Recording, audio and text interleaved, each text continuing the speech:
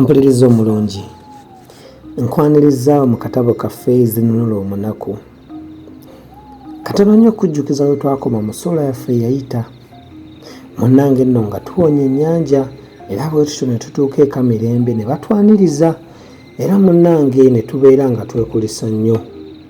Naye mu mboozi eyaddirira twawaayawaayamu ebiwayi nga byebiibyo n'emmeeya era bwe ntyo ne nzija okusinya ku kigambo ekyamusanyusa ennyo. Bwe namubuuza ku muwala gwe nalaba embuga olunaku lwe nagendayo Pyatisololo lwatuyita atujozoyeze ku lw'okutta empologoma. Nkwaniriza mu ssuula yaffe ey'e12 akabi kaanya.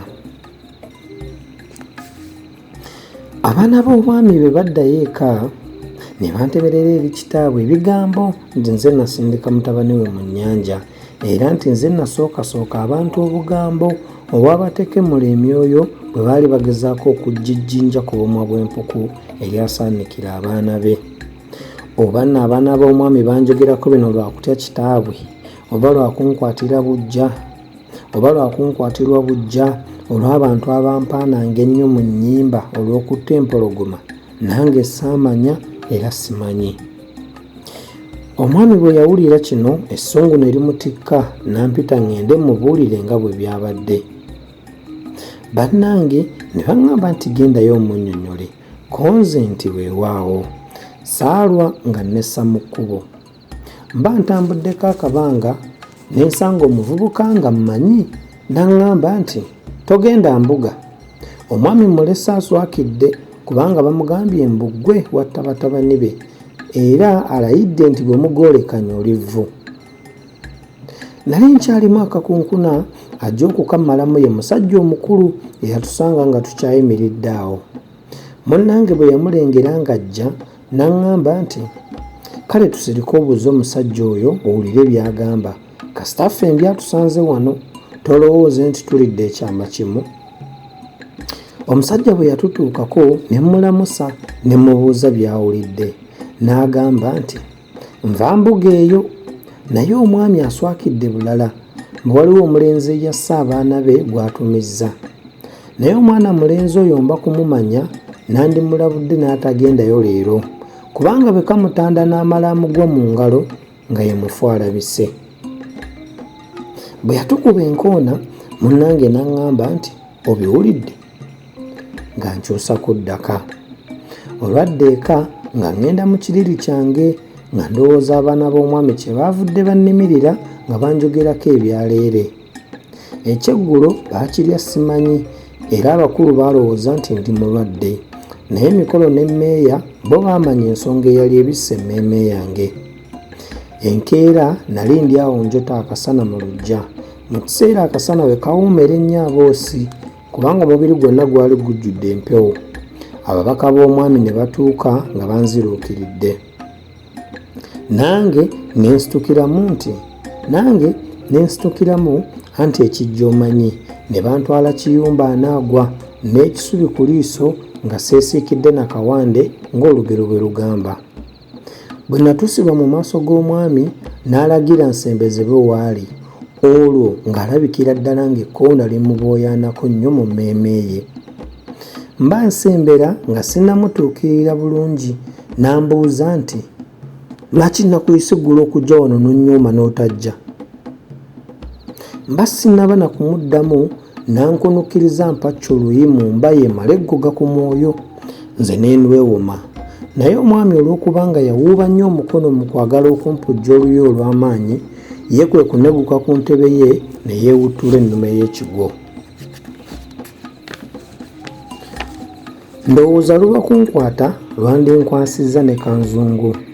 Bwe yava wansi n'aswakirira ddala n'alagira omumbowa nti mufumita afe. Omumbowa yali aneesuddeko akabanga abatannatuukiriza mwami kyamulagidde, akasajja akaakula akakankanda ne kayimirira ne koogera mu ddoboozi ekkangufu nga koolekedde omumbowa nti sooka oleke wamma.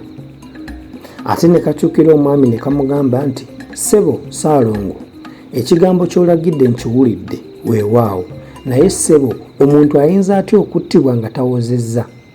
jjajjaawo Namulaba teyakola kiringa kino, ne kitaawo Namulaba naye ebbala eriringa lino mu bulamu bwe. Ne kitaawo Namulaba naye yeewala ebbala eriringa lino mu bulamu bwe. Obanga oyagala abantu bo okukwesiga nti oli wa mazima, leeta abaana bo bawuze n'omuvubuka ono nga gumusinze awo alyoka afe. Omwami n'abwatuka ng'eraddo nti, olowooza emmombozi eno eyinza okutuuza abaana bange mu bigambo nga nange nkyaliwo? Ko kasajja kattu nti, ye, obanga oyagala abantu bo ffenna tukuyita ow'amazima. Pyati n'anjegeka eriiso lye nawulira ddala nga liringa erimpagula limpitemu. We nali nnyimiridde singa waliwo akannya kandimmize. Bwe yali mambulako n'alisimba akasajja kali nga bw'awuukeera. Ddaaki nga wayisa akaseera n'agenda ng'assa amaaso ge mpola okutuusa lwe gaafiira ku ttaka. Awo n'agamba nti, kale musonyi agende. Mba nkyali awo ntangaaliridde, abantu abangi ne bandaga obubonero n'emikono n'emimwa nti genda ate olinda ki? Nange seefuula nswaswa eteeyanula n'emmyansa. Nange seefuula nswaswa eteeyanula nga mmyansa ndagaka. Bwe natuuka mu kkubo ne ndyoka ntegeera nga bwe mponedde awampi awaalemekkera okubuuka. Nze okulabikako eka kye kyawanula emitima gya bonna gye gyali gyewanise, kubanga bonna baalowooleza ddala nti siireme kutuukibwako kabi omwami nga bwe yali yeesaza ati akajegere. Ku olwo akawungezi twali tunyumya ne mmeeya n'emikolo mu kayu kaffe. Mmeeya n'ajjukira nti, yeso nno mbadde neerabidde ntya? Ko mikolo nti, weerabidde ki? Ko ye nti, neerabidde okutegeeza ono nga mweya bye yamutumidde. Neerabidde okutegeeza ono nga Mirembe bwe yamutumidde. So nno ate maama ng'amutumira bulijjo nze neerabira. Leero ndyose ne nzijukira. Nze kwe kumubuuza nti, Mirembe ky'oyo yantumidde gwe simanyi? Mikolo n'atulika n'aseka nnyindo yankolera nga bw'agamba nti, gwe tumanyi muwala w'embuga olulala gwe wabuuza mmeeya erinnya?